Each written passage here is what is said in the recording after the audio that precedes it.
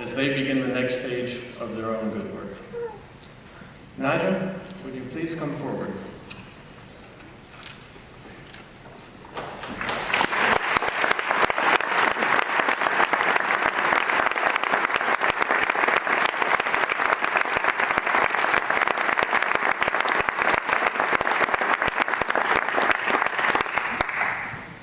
On the recommendation of the faculty, the president and provost, with the approval of the Butler University Board of Trustees, and by the authority vested in me, I confer upon you, Nadja Halilbegovich, the degree of Doctor of Humane Letters, honoris causa, with all the rights, privileges, and responsibilities thereto.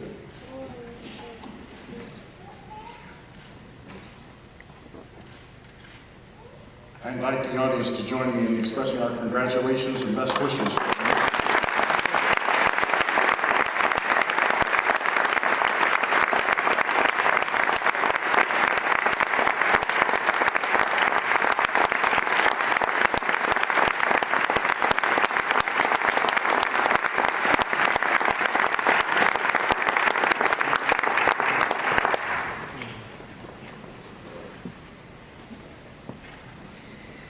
Thank you all so much.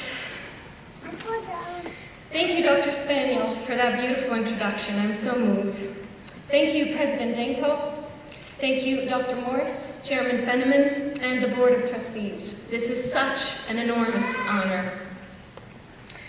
Good afternoon, esteemed faculty, staff, and guests, proud family and friends, and above all, good afternoon and congratulations to my Butler family, my fellow Butler graduates. I am so proud and happy to be here today celebrating your amazing achievements.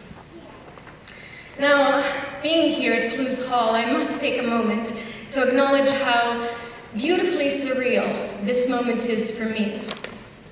Some 15 years ago, as a high school senior, I came to Butler to audition for the music department. Afterwards, I was taken on a tour of the campus and ended up here at Clues Hall. I walked across this stage and settled in one of these rows and wondered whether I would ever get to perform here and whether Butler would become my home for the next 4 years.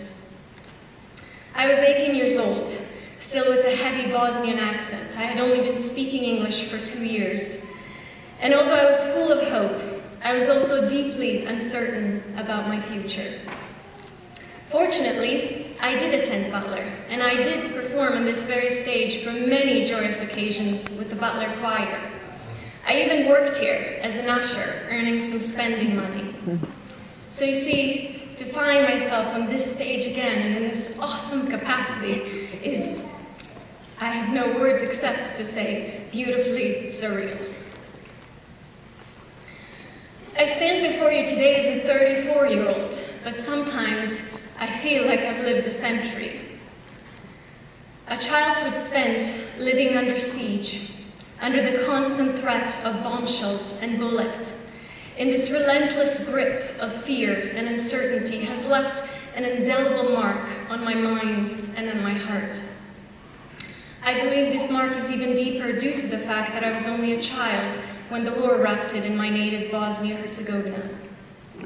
Much too early, at the age of 12, I became deeply aware of the fragility of human life.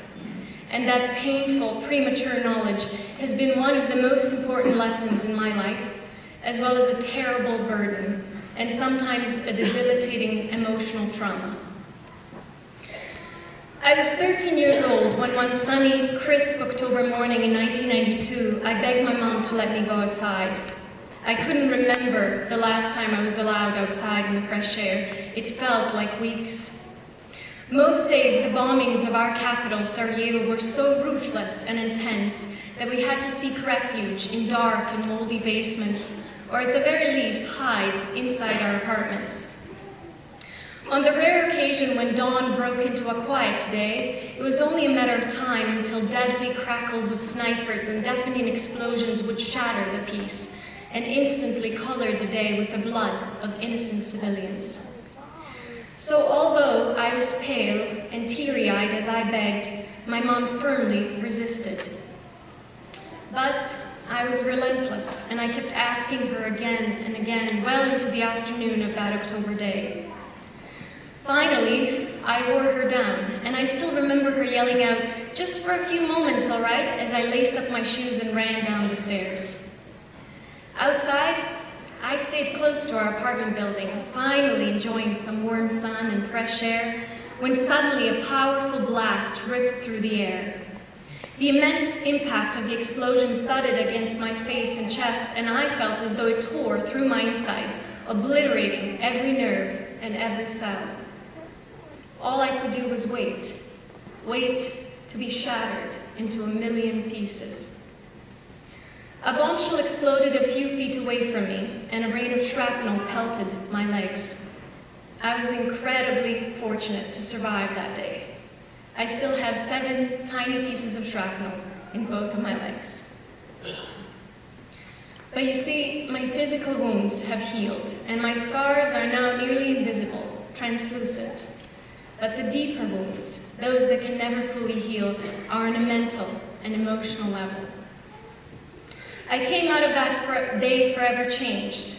I wrote and published my diary during the war, and in the entry describing that fateful day, I wrote, "Slowly, I've recovered, but I've also changed.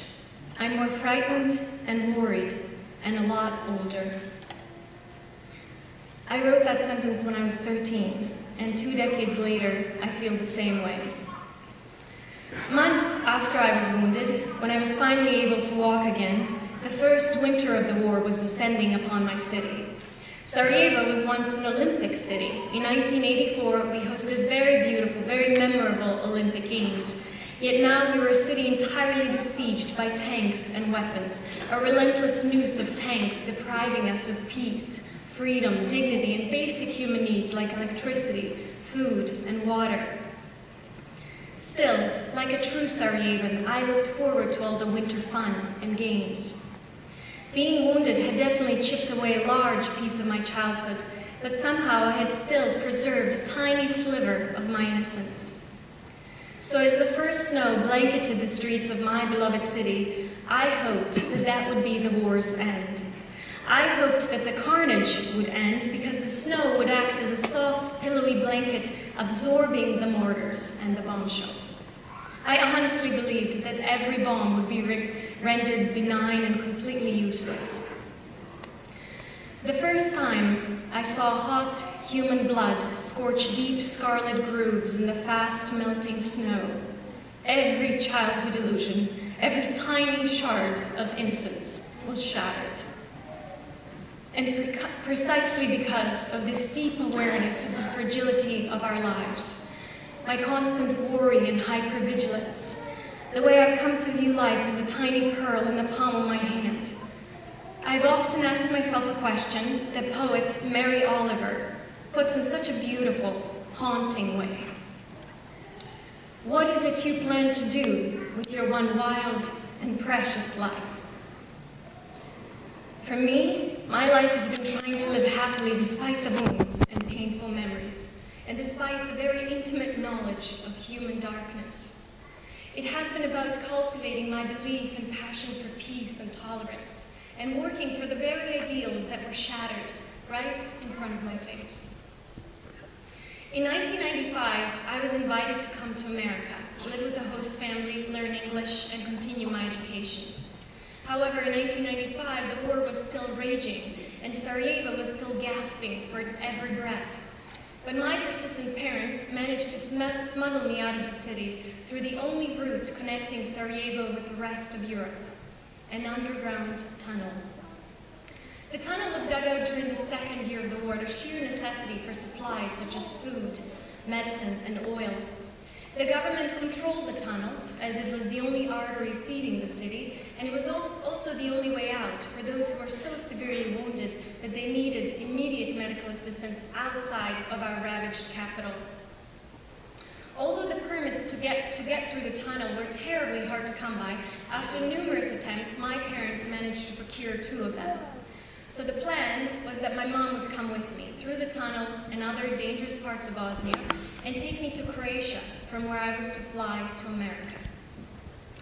The tunnel started on the outskirts of Sarajevo. It went underneath the airport runway, some 15 feet under the ground, and then emerged again in a small town near the city.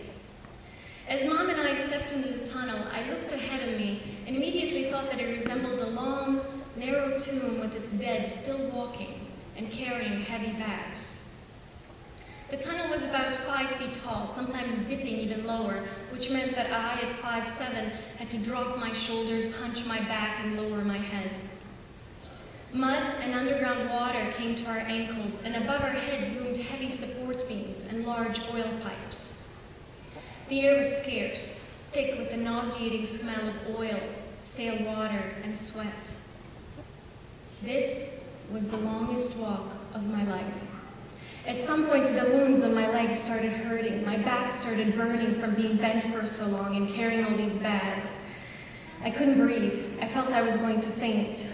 As I looked ahead of me, there was just an unending, unrelenting darkness.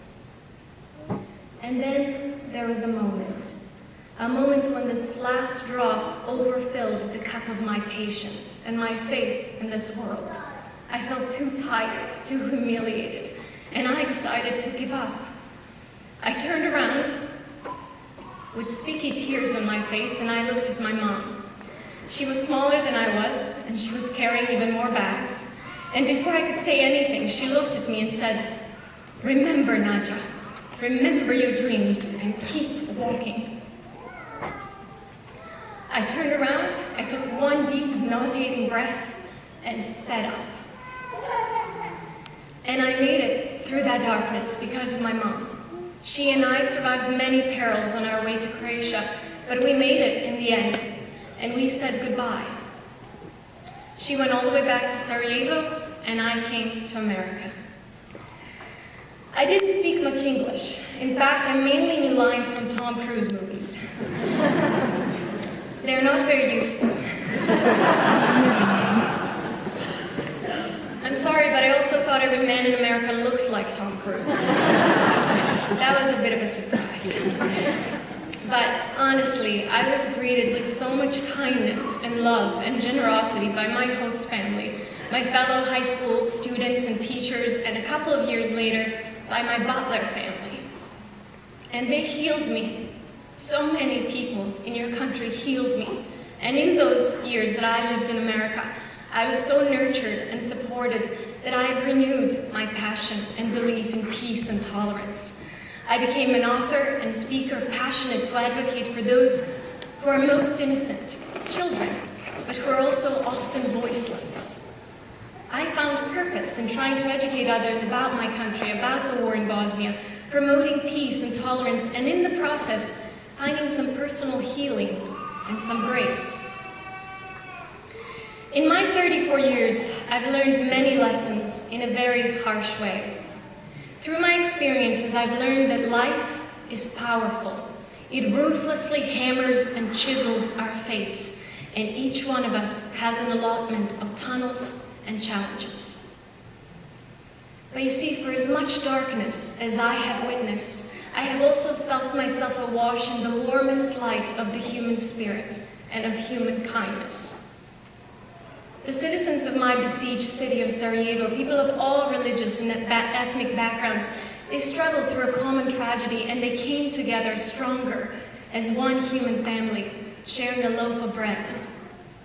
I personally, on an everyday basis, witness people's ingenuity, generosity, and kindness lighten and brighten the deepest darkness. And in people like my mom, I saw the power of an indomitable spirit that can persevere through almost anything. And I learned that although life is powerful, so are we. And with our grit and grace, we hold the hammer and the chisel as well. And we and our loved ones ultimately sculpt our fates.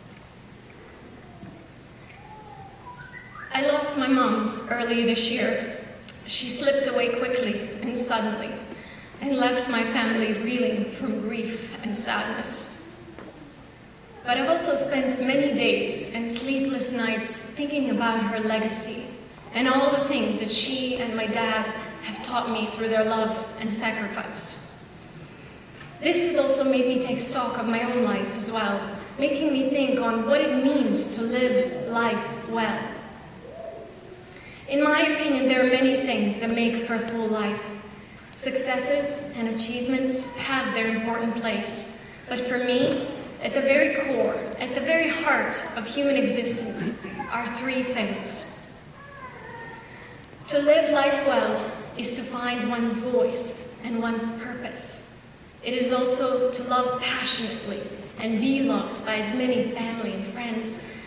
And finally, it is to offer as much kindness to strangers and loved ones as one possibly can.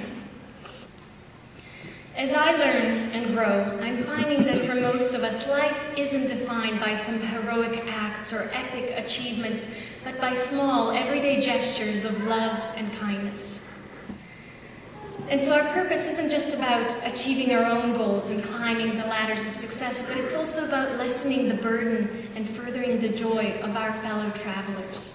And these small acts of great love fill us with peace and contentment, all the while in a very graceful, very quiet way, making a big and lasting difference in the lives of those we encounter on our way.